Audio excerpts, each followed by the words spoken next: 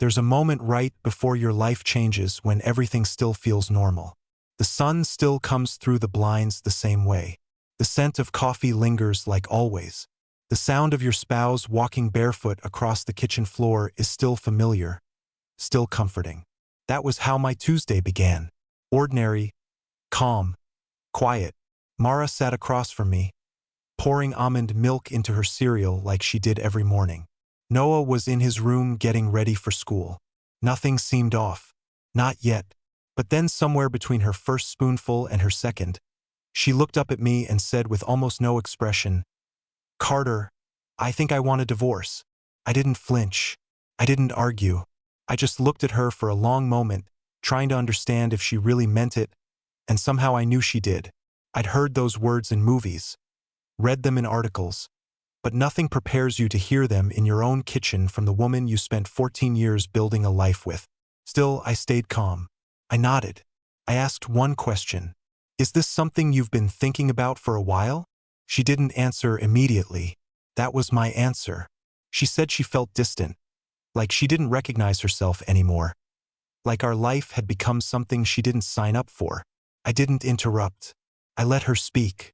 I could tell she'd rehearsed the words in her head over and over. She didn't cry. I didn't either. I just sat there staring at the half-empty coffee cup in front of me, wondering how long she had been carrying this silent decision around. How many nights she'd laid beside me, thinking of a life without me in it. The next few days passed slowly. She didn't leave right away. She said she wanted to do it right, to ease the transition for Noah, to figure things out gently. We slept in the same house but in separate rooms. The air between us changed.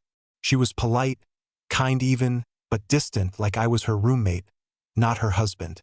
And I'll be honest, I wanted to ask her to stay. I wanted to say, "Let's fix this." But something in me resisted. Something told me that begging wasn't the answer. I've always been the quiet type, not passive, just internal. I process things inwardly, and for better or worse, I wasn't going to chase someone who was already halfway out the door. Instead, I focused on Noah, on work, on keeping structure in a house that suddenly felt hollow. I didn't tell anyone, not my friends, not my parents. I wasn't ready for the questions. I just tried to hold the pieces together. And in that stillness, I started noticing things I hadn't seen before. Not about her, but about me. How much I'd been running on autopilot. How much I'd buried parts of myself just to keep things smooth between us. I realized I couldn't even remember the last time I'd made a decision just for me. Then, for days after she dropped the news, Mara walked into the living room while I was folding laundry, something she always used to complain I never did. And she said something I didn't expect. She stood there quietly for a few seconds before saying, "You're taking this really well." I just looked up and gave her a small nod. She hesitated. "Are you okay?" That was the first time she'd asked. I could tell she didn't know what to do with my silence. It unsettled her. And maybe that's where everything started to shift. Not because I planned anything. Not because I was trying to prove a point, but because I stopped holding on to something that no longer wanted to stay. And sometimes when you let go, what you thought was leaving turns around. It's a strange thing when someone expects you to break and you don't. Not out of pride, not out of indifference, but because something inside you has already accepted what they haven't even processed yet. After Mara told me she wanted a divorce, I think she expected the real unraveling to happen afterward. Maybe she thought I'd start spiraling, sending long texts, asking her to reconsider, listing every memory we ever made, like a desperate salesman trying to sell her on our life again. But I didn't, and that silence seemed to bother her more than I imagined it would. On the fifth night, I caught her watching me from the kitchen doorway. I was at the sink washing dishes, something I used to avoid, and she stood there, arms folded, not saying a word. She used to roll her eyes when I left plates in the sink. Now she was staring like she didn't recognize me. "You're being really composed," she finally said. I just nodded without turning around. There was no game here, no strategy. I wasn't trying to win her back or punish her. I was simply existing without her approval for the first time in a long time. And maybe that was the one thing she hadn't planned for. What she didn't know was that inside me, things were shifting quietly, deeply. I started journaling again, something I hadn't done since college. At night, after Noah fell asleep, I'd sit on the edge of the guest room bed with a notebook and just write. Not about her, but about me. Not the version of me she saw or the one I pretended to be to keep things from falling apart, but the one I'd forgotten about. I wrote about the little dreams I shelved, the art I never pursued, the conversations I never had. There's something sacred about writing to no one. It forces you to listen to yourself. And for the first time in years, I was listening. I didn't tell her any of this. She kept trying to initiate conversations, soft, probing ones. She'd say things like, "Do you think we rushed into things?" Or, "I keep wondering if this is just a phase." I answered honestly, but I never took the bait. I wasn't interested in going backward. Not like that. I think that scared her more than if I'd screamed. She wanted certainty. She wanted me to either fight for her or collapse, but I wasn't giving her either. A few nights later, I heard her crying in the bedroom. I stood in the hallway just outside the door, frozen. There was something so raw about it. Not performative, not loud, just this low, broken sound that felt unfamiliar coming from her. And maybe I should have gone in. Maybe a year ago I would have, but I didn't. Not because I didn't care, but because I finally realized something I should have faced long ago. It wasn't my job to carry the emotional weight of a woman who wasn't willing to share her truth with me when it actually mattered. The next morning, she came down to breakfast before I did, something she never used to do. She had already made coffee and even packed Noah's lunch. I stepped into the kitchen and paused. "Morning," she said, soft and careful. I responded the same way. She handed me a mug and we stood in silence for a while. Then she said it, 3 words that made me blink twice. "I miss us." It didn't feel like a trap. It didn't feel like manipulation. Felt honest. But I didn't answer right away because I learned something in the days since she left. Missing something doesn't always mean it's right to return to it. Sometimes we miss the familiarity, the routine, the illusion of safety, but that doesn't mean it's love. That doesn't mean it's growth. I looked at her, not with resentment, but with clarity. "Do you miss who we were? Or do you miss who you thought I was?" She didn't answer, and that silence told me everything. The thing about silence is that it doesn't always mean peace. Sometimes it just becomes the backdrop for everything left unsaid. And that's what the house felt like the next few days. Not cold, not hostile, but filled with an invisible echo. We spoke, sure. We exchanged words about groceries, the laundry, Noah's art project, but none of it touched what we both knew was there. That delicate question hanging in the air between every glance and half-smile.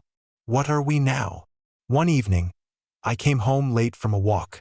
I'd taken the long way around the neighborhood, passing by the old bookstore I hadn't stepped inside in years.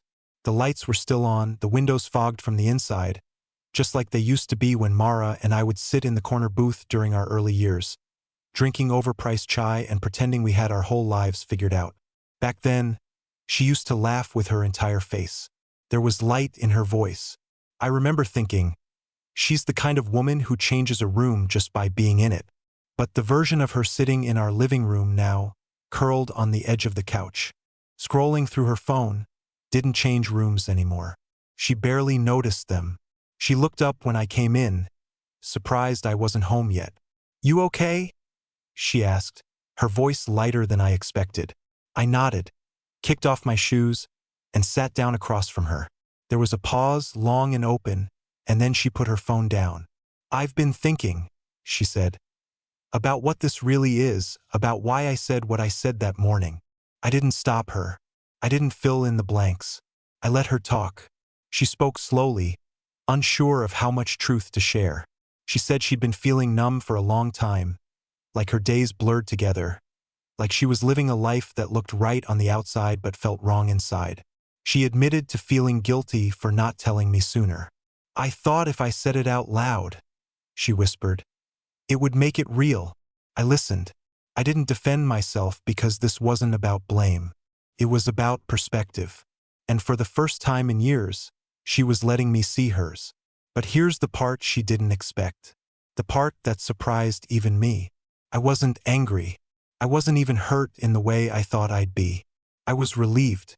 Not because I wanted our marriage to end, but because the silence was finally breaking. And in its place, we had something we hadn't had in years. Honesty. Later that night, after Noah had gone to bed and the dishes were done, she found me sitting in the backyard. The air was still, the kind that makes you feel like the world is paused just long enough to breathe.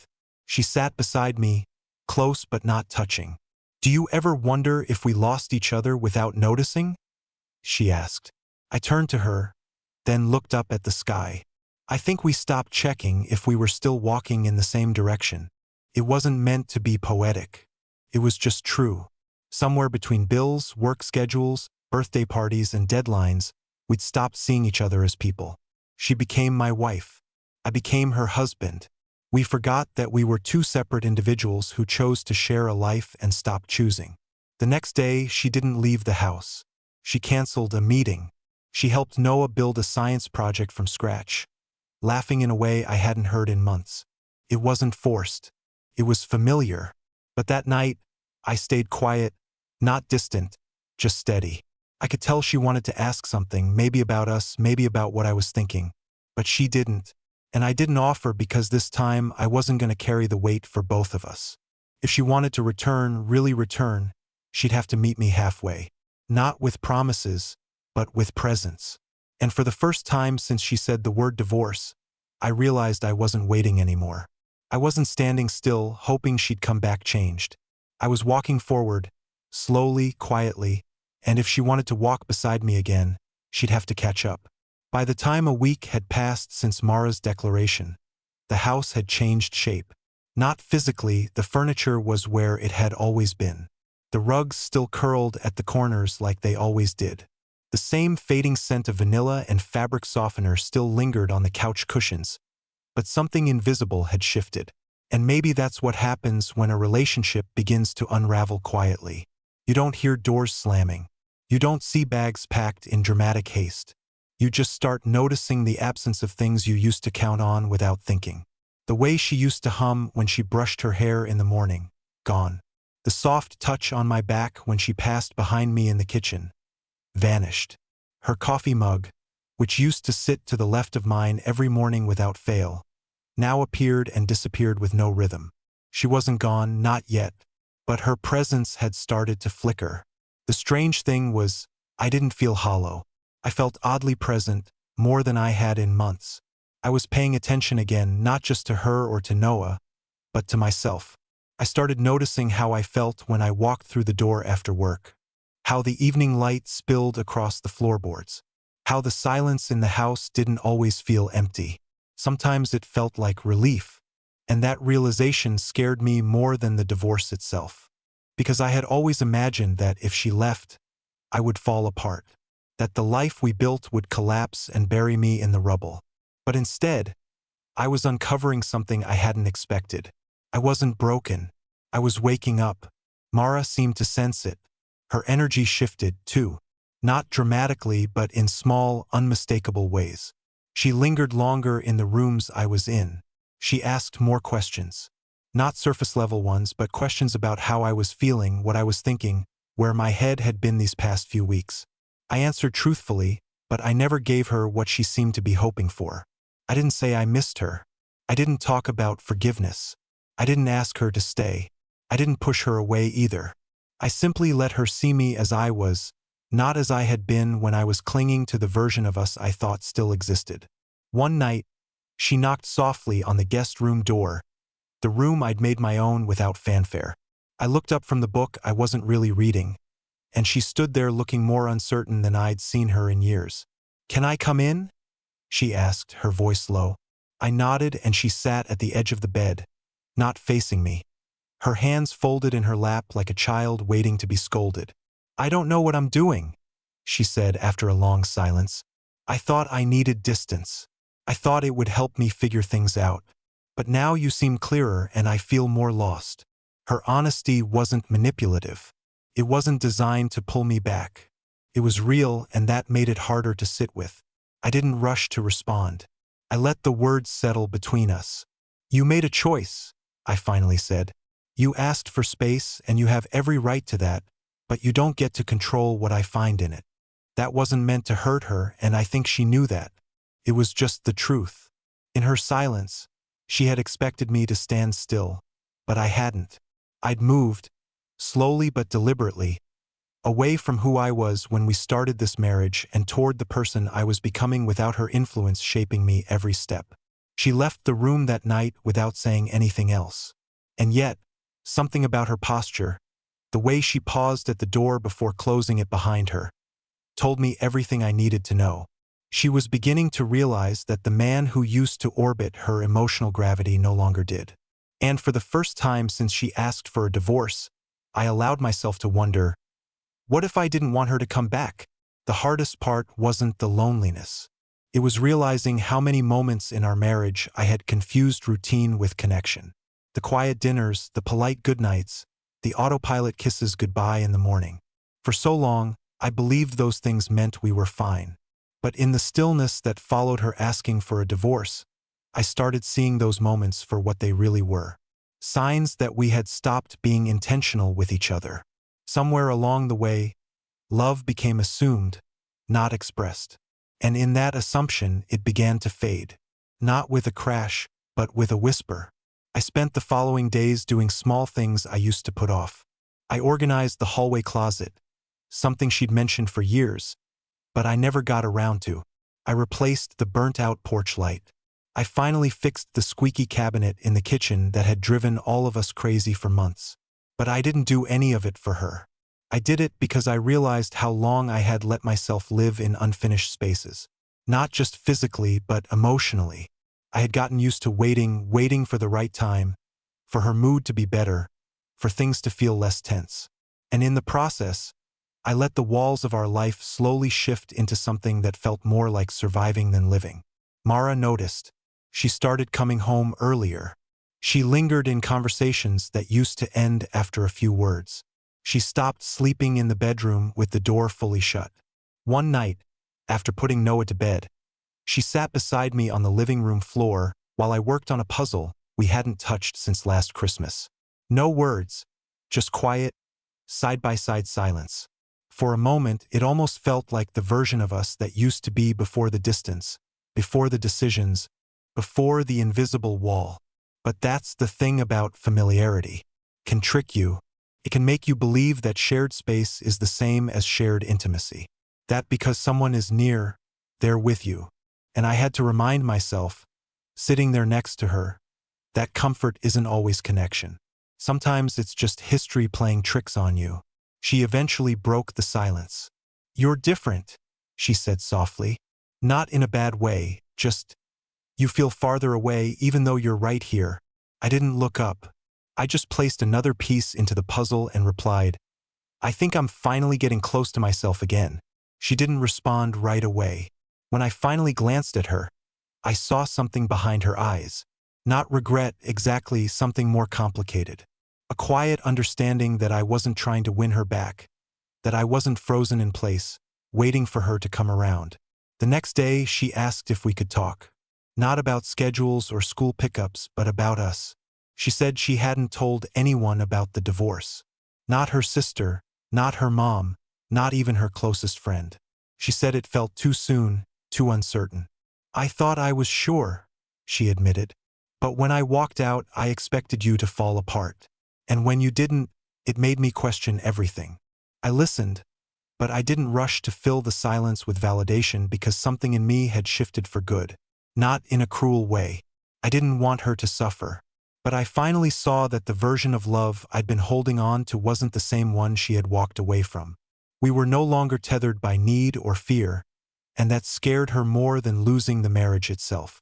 That night, she stayed up late, sitting at the kitchen table, rereading old journals. I passed by quietly, heading to bed, and she looked up. "Do you think people can come back from something like this?" she asked. I paused for a moment, then said gently, "I think people can grow, but the question isn't whether you come back, it's whether you come back changed." And with that, I kept walking. Not out of spite, but because growth sometimes means choosing not to stop where you used to wait. There's a strange comfort in repetition. It's easy to get lost in the pattern of daily life. Dishes, lights off, coffee made, work done, and assume that things are holding together simply because they aren't falling apart. But now, every small moment felt like a quiet rehearsal for something neither of us had the courage to name out loud. That Tuesday morning, she sat across from me in the kitchen. Same seat, same mug, same tired cardigan she always wore when the weather dipped. Could have been any Tuesday from the last 10 years. And yet, everything about it felt like a whisper of an ending we hadn't signed off on yet. She asked how I slept. I said, "Fine." She mentioned needing to pick up something from the pharmacy. I nodded. Our voices sounded normal, but our eyes kept darting. Hers to my hands, mine to the clock. It was like we both knew that if we let the silence linger even a second too long, it would fill with everything we hadn't said since that morning she asked for the divorce. And neither of us was sure what would happen if it did. But here's what surprised me most. I didn't feel broken. I didn't feel angry or abandoned. I felt centered. Not invincible, just calm. The kind of calm that comes after months of not knowing who you are and suddenly catching a glimpse. I found myself doing things differently, almost without thinking. I started leaving my phone in the other room during dinner. I said no to extra meetings I didn't actually need to take. I went for walks without music. Not because I needed escape, but because I needed to feel time again without distraction or demand. And slowly, I began to realize something that caught me off guard. I was no longer waiting for her to decide if we could be fixed. I wasn't standing in the doorway of my own life, hoping she'd turn around with clarity in her eyes and regret in her voice. I was living softly, deliberately, and without apology. That Saturday, Noah had a school play. He was a tree, a sturdy one with 2 lines and a paper bag trunk he was incredibly proud of. Mara and I sat side by side in the front row. We clapped. We cheered. She reached for my hand when he bowed, and for a moment, I let her take it. Her fingers wrapped around mine like nothing had changed, like we were still a family untouched by confusion. But when the applause ended and we stood up, I gently let go. Not out of resentment, but because I knew something she hadn't quite accepted yet. Sometimes letting go is an act of love, too. That night, after Noah went to bed, I found her in the laundry room, sitting on the floor next to the dryer. She wasn't crying. She wasn't speaking. She just sat there, her arms wrapped around her knees like someone trying to stay small in a space that no longer fit her. I leaned on the doorway, watching for a second before asking, "You okay?" She didn't look at me, but her voice came back soft. "I don't know who I am without you." And there it was. The line that cracked something open between us, not in anger, not in hope, but in truth. Because that's what it had always been, hadn't it? Not about us falling out of love, but about her losing sight of who she was. And in chasing the idea of freedom, she thought stepping away from me would somehow bring her back to herself. But what she hadn't counted on was that I would grow in her absence, too. That I would find someone in the mirror I hadn't seen in years. Someone I liked. I didn't rush in to comfort her. I didn't offer answers. I just sat beside her, leaving a space between us, wide enough for honesty, but close enough to feel real. And in that space, neither of us pretended. Not about the past, not about the future, not even about right now. And maybe that's what healing actually looks like. Not grand declarations or romantic redemptions, but 2 people sitting quietly in the fallout of their choices, finally willing to see what's left once the noise dies down. It's strange how a house can hold 2 people and still feel like it's missing someone. Mara and I had fallen into a rhythm again, but it wasn't the kind of rhythm that brings peace. It was the kind that quietly replaces intimacy with politeness. We shared dinners. We passed each other in hallways. We coordinated schedules for Noah like 2 coworkers managing the same project. But the softness between us, the invisible thread that used to make ordinary moments feel meaningful, had unraveled. And no matter how close she sat or how often she looked at me as if waiting for permission to speak her heart, I couldn't shake the feeling that the version of her I had loved was slowly becoming a memory I had stopped reaching for. I found myself sleeping with the window open again, something she always hated. She used to say the air was too damp, that it made the room feel like a cave. But now I found comfort in it. the quiet chill of midnight reminding me that the world outside was still moving, even if everything inside these walls felt stuck in pause. Some nights I'd lie awake long after she had gone to bed, just listening to the wind, to the occasional car passing down our street, to the quiet hum of the house, but more than anything, to the thoughts that never seemed to show up during the day, the ones that whispered things like, "You're no longer fighting for her. You're fighting for the space to let go of her." One evening after Noah had fallen asleep, we ended up on opposite ends of the couch, both reading or pretending to. The television was off, the room was dim, and the silence between us was louder than any argument we ever had. I glanced up at her, and for a split second, I saw it. A flicker of who she used to be. The one who used to tap her feet when she was nervous. Who used to reach for my hand mid-sentence just to ground herself. Who once cried in the car for 20 minutes after hearing a song that reminded her of her late father. That woman felt so far away now. And the woman sitting here, she looked like someone trying to climb back into a life that no longer fit. "Do you ever wonder what we'd be like if we met now?" she asked suddenly, not looking up from her book. The question felt like a slow ache behind the ribs. I thought about it, then said, "I think we'd be kind to each other, but I don't know if we'd stay." She didn't answer, but she didn't need to. The air between us answered for her. We weren't angry. We weren't cold. We were simply no longer aligned. And that kind of misalignment doesn't always end in shouting. Sometimes it ends in silence and nods of understanding and quiet dinners and separate thoughts about the same day. We were living together, yes, but not because we didn't know how to leave. Because we didn't yet know how to say we were already gone. That weekend, I went for a long drive. No destination, just open road and time. I stopped at a coastal overlook we used to visit in our early years. A place where she once said, "I hope we're this steady forever." I sat on the hood of the car and watched the sky change colors. It felt symbolic in the simplest way. No fireworks. No sudden epiphanies. Just the slow fading of one thing into another. That's what we have become. Not a love destroyed, but a love that had quietly changed shape until it no longer resembled love at all. When I returned home that night, she was waiting in the living room. Her bag was beside her. Not packed with anger. Not a statement. Just a single overnight bag and the kind of expression that comes only after hours of silent thinking. "I think I need some time away," she said almost gently. I nodded, not because I was relieved. Not because I wanted her gone, but because I finally understood something vital. You don't hold on to someone who's already released their grip. And as she walked to the door, she paused for a second, hand on the frame. "You've changed," she said without turning around. "You see yourself now, don't you?" I didn't answer, but yes, I did. And maybe for the first time in our entire marriage, that was enough. Weeks passed after she left quietly, without drama, without any final dramatic scene. The house didn't feel abandoned, and I didn't feel abandoned either. It just felt still. I kept waking up early, out of habit, expecting to hear the soft rustle of her morning routine. But what met me instead was something new. A soft sense of space, not empty, just open. I began taking longer walks. I reconnected with a few old friends, not for advice or distraction, but because I missed being around people who knew me before the routine took over. I started cooking for the joy of it again, not just for obligation. I bought fresh flowers once a week and put them in the kitchen, even though no one else would see them.